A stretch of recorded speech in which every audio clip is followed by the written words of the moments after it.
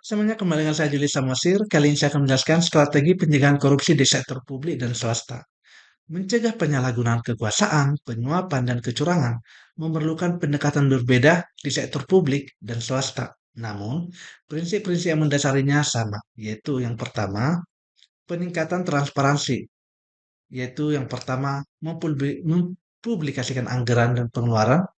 Jadi, pemerintah harus terbuka tentang anggaran dan pengeluarannya, termasuk bagaimana uangnya digunakan, berapa dibelanjakan, dan mengapa terjadi perubahan. Yang kedua, keterbukaan proses pengadaan barang dan jasa. Yang ketiga, penyederhanaan birokrasi. Dan strategi selanjutnya, mempublikasikan anggaran dan pengeluaran. Jadi pemerintah harus terbuka tentang anggaran dan pengeluaran untuk meningkatkan akuntabilitas.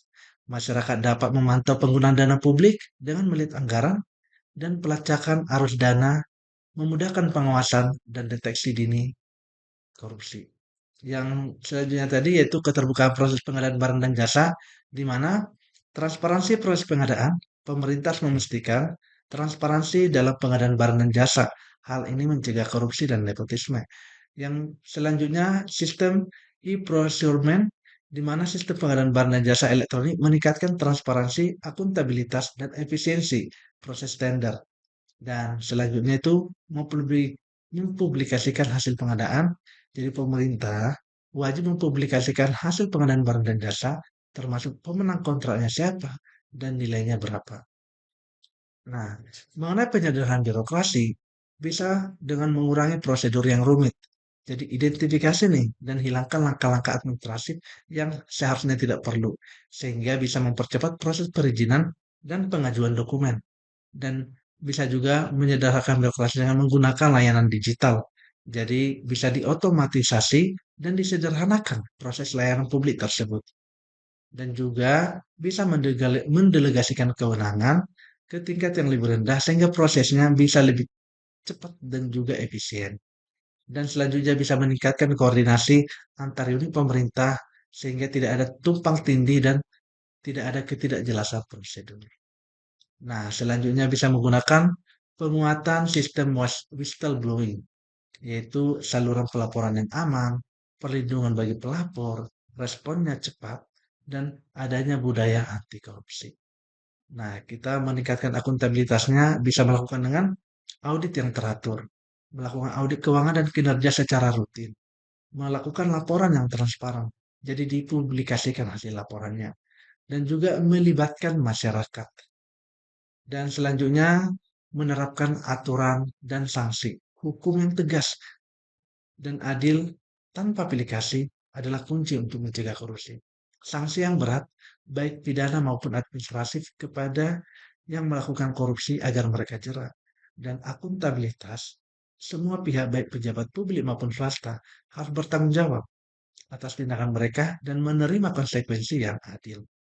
Dan selanjutnya melakukan rotasi jabatan di perangkat daerah sehingga menghindari penyalahgunaan kekuasaan dan memperkuat pengawasan dan memupuk kompetensi.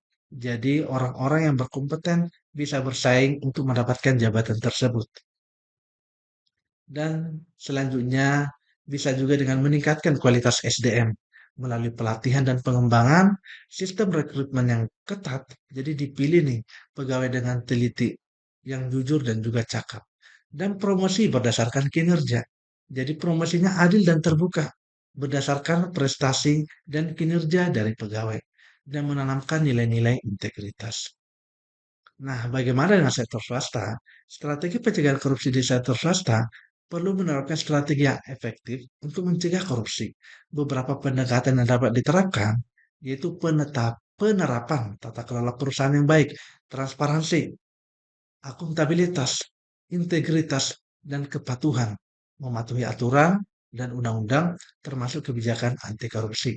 Dan selanjutnya dengan meningkatkan integritas karyawan, dilakukan dengan sosialisasi kode etik, pelatihan anti korupsi, sistem whistleblower, dan pemantauan sanksi sanksi.